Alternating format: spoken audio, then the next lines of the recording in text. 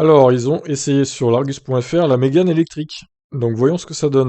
Donc on rappelle qu'elle sera commercialisée en février 2022. Et les prix, on ne sait pas pour l'instant. Ce petit SUV s'appelle bien Mégane, mais il est plus court et plus bas que le Capture. 4,21 m de long, moins 2 cm, et 1,50 m de haut, moins 8 cm. En revanche, il dispose d'un empattement plus grand de 6 cm, 2,70 m, et promet une belle habitabilité. Tout comme un coffre correctement taillé, il va donc cohabiter avec la compacte du même nom, que l'on connaît depuis 26 ans. Mais dans une autre catégorie. Puis à l'horizon 2025, la Mégane 4 abandonnera ses moteurs thermiques pour entrer dans le monde de l'électrification. D'ici là, la version e-tech 100% électrique aura préparé les esprits. Le constructeur français n'a pas encore communiqué les tarifs. Pour rester crédible, compte tenu de sa taille modérée, cette voiture devrait pouvoir s'afficher en entrée de gamme sous la barre des 30 000 euros. Bonus de 6 000 euros, donc, compris. Ah, il va falloir, oui, parce que là, une batterie de 40 kWh pour la version la moins, avec la moins d'autonomie, et puis la recharge à 7 kW, qui n'a pas de recharge rapide. Ça, c'est une honte quand même, hein.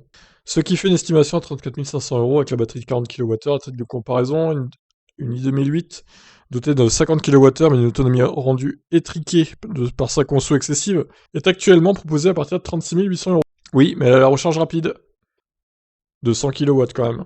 Notre Mégane E-Tech DC, donc équipée de 60 kWh de cellules, pourrait quant à elle dépasser les 40 000 euros selon le niveau de finition, ce qui sera le cas de la version iconique qui leur a été confiée à l'Argus. Côté autonomie, la petite batterie promet 300 km avec un moteur de 130 chevaux. Compte 450 pour la grande et 218 chevaux sous le capot. À noter que le chargeur embarqué haute performance, capable de converser avec les bornes 11 et 22 kW, restera en option, quelle que soit la batterie choisie.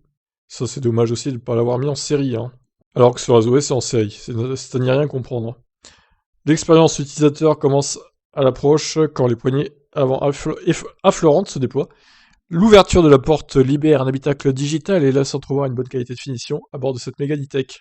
Le compteur se prolonge vers la droite et se confond presque avec un second écran, dont le bord supérieur est au même niveau. En revanche, la dalle numérique descend très bas, jusqu'à un espace de chargement par induction.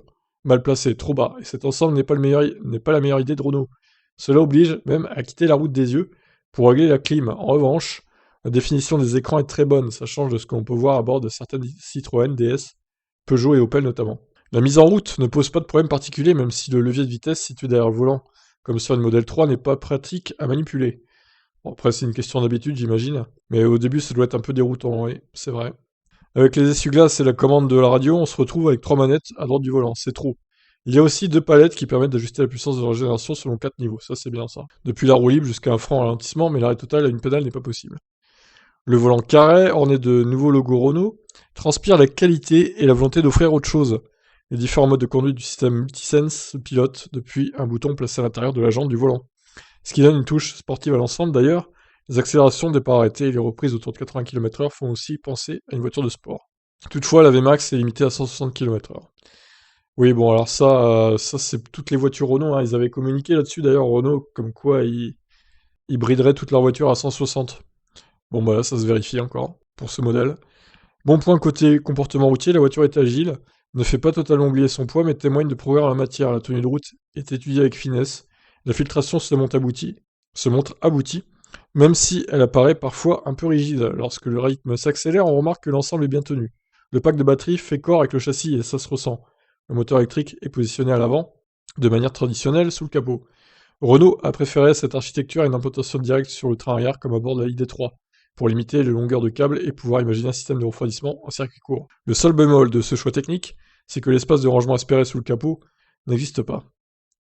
Bon, c'est pas hyper grave. À 80 km/h, la majeure partie des bruits aérodynamiques provient des rétroviseurs. L'habitacle est bien sonorisé et les grandes roues ne génèrent pas de remontées sonores. D'une manière générale, on voyage en silence à bord de ce modèle zéro émission de nouvelle génération. La direction constitue l'une des belles réussites du chapitre conduite. Très agréable, précise et orientée plaisir.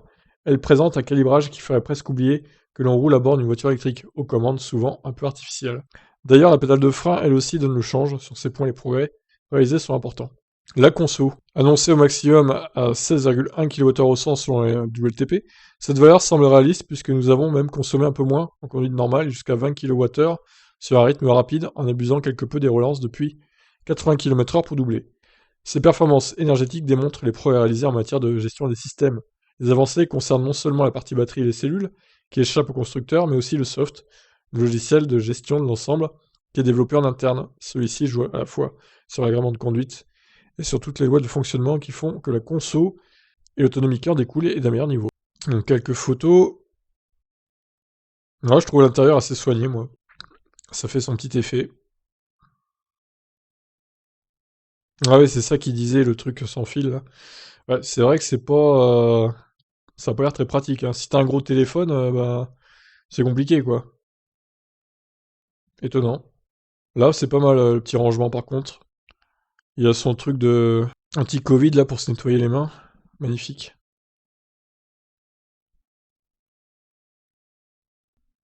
Les boutons du volant. Bon, de toute façon, je pense que j'irai l'essayer. Bon, faudra que j'attende l'année prochaine hein, pour l'essayer, évidemment, parce qu'elle sera dispo qu'en février, a priori. Donc, ça m'étonnerait qu'il ait avant en concession. Mais oui, je pense que j'irai l'essayer avec plaisir, cette voiture. Elle me semble pas mal, hein, quand même.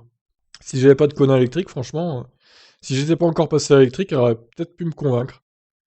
Maintenant, encore une fois, faut voir les prix, quoi, hein, c'est toujours pareil. 440 litres le coffre, c'est pas mal. Bon, par contre, hein, la meilleure version reste celle qui a 22 kW en courant alternatif, en recharge, et 130 kW évidemment en charge rapide. Les autres versions, bon, celle à 7 encore, bon, et celle à 7, mais par contre, faut qu'il y ait une charge rapide obligatoirement, hein, sinon c'est nul. Mais celle à 7 qui a 40 kWh de batterie, j'espère que personne l'achètera, hein, c'est une arnaque pure en fait, hein. Oh là là, n'achetez pas ça, hein, vraiment. Allez voir d'autres modèles, hein, si vous n'avez pas les moyens, mais n'achetez pas cette version-là, hein. Elle sera sûrement pas chère, mais vous faites pas avoir, hein, franchement. Donc la concurrence, c'est là une grande question, puisqu'en France, cette voiture est une première du genre. Chez Citroën, la IC4 est plus grande, moins performante et moins à droite. Mais peut-être plus moelleuse sur route. Chez Peugeot, la nouvelle 308 ne passera pas électrique avant 2023, quand le 2008 est moins de 10 ans en matière d'autonomie et de plaisir de conduite. De l'autre côté du Rhin, la Renault se trouve face à la ID3, moins bien finie, plutôt agréable à conduire également, mais qui n'offre pas le même confort ou la même précision routière. La Cupra Born est un peu plus grande, peut aussi être une option dans sa version de 231 chevaux quand les Kia Niro et Hyundai Kona électriques sont soit plus grands, soit plus petits. Ouais, le Kona il est à peine plus petit franchement, hein, ça se joue pas à grand chose. Par contre, l'habitabilité est meilleure dans la Mégane, je pense, largement. Mais en attendant, et le coffre aussi est beaucoup plus grand dans la Mégane. Mais attendent désormais la relève en dépit de performances énergétiques de bon niveau. Donc bilan, essai et fiche technique du coup. Après on arrête là. Alors, cette Renault représente la voiture électrique en public de nouvelle génération. Dans un monde automobile où tout va plus vite que jamais, elle sera sans doute assez vite dépassée. Bon, ça au moins il l'avoue. Mais elle marque aujourd'hui une avancée significative dans le plaisir de conduite, réussissant à rapprocher certaines sensations de ce que nous connaissons avec les voitures thermiques. Chargée de faire le lien entre aujourd'hui et demain, cette Mégane joue très bien son rôle. Comme toujours, les freins à l'achat seront d'abord financiers. Il s'agit de dépenser plus que pour un Capture un peu petit, plus gros. Quoi? Ah non, un petit peu plus gros, pardon, j'ai mal lu. Et il faudra accepter que la potentielle première voiture de la famille ne soit pas celle avec laquelle on peut partir en vacances. En tout cas, pas tout de suite. Ah bah si, je pense que si les bornes rapides, le réseau de recharge rapide s'intensifie, si, on pourra partir en vacances avec cette voiture, hein. Le coffre est assez grand, je trouve, hein, 440 litres, c'est pas mal. Bon, évidemment, si vous avez 3 enfants, bon, ça va être un peu juste, forcément. Mais à deux enfants, 2 parents, je pense que ça peut le faire, hein. Bon, ensuite, on aime agrément de conduite, autonomie suffisante en 60 kWh de batterie, comportement routier, ils ont pas aimé, tablette et chargeur trop bas, visibilité 3 quarts arrière, position du levier de vitesse. Bon, pas des gros défauts, on va dire. Des dimensions 4,21 m de long, 1,78 m de large, un peu moins large que le Kona, c'est à noter. Elle rentrera parfaitement dans mon garage, celle-là, pour le coup. Poids vide, 1 tonne 690, 218 chevaux pour cette version, 22 kW donc. En option, hein, faut bien préciser ça aussi, du coup. Reste à voir le prix de cette option, d'ailleurs. Et on a hâte de voir, évidemment, les prix de la voiture. Le 0 à 100 en 7 secondes 4, c'est kiff-kiff au Kia Niro, au Hyundai Kona et Kia Isoul.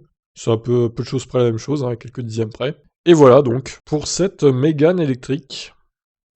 Les équipements, évidemment, en détail. Qu'est-ce que vous en pensez du coup? Je vous laisse commenter. Ciao ciao.